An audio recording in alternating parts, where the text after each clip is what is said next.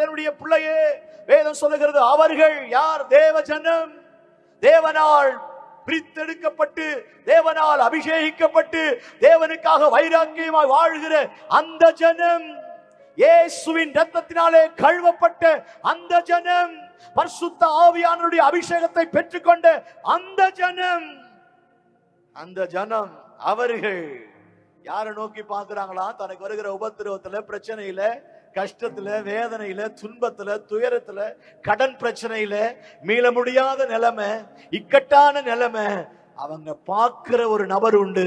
அவர் தான் நாம் ஆராதிக்கிற உன்னதமான ஆண்டவர். அவரை நோக்கி பாருங்கள். எந்த நிலையானாலும், இதை கேட்கிற தேவ பிள்ளையே, நீ எந்த சூழ்நிலையில இருந்தாலும் பயப்படாத. நீ ஆராதிக்கிற தெய்வம் சக்தி வாய்ந்த ஆண்டவர். அவரை நோக்கி பார். அல்லேலூயா.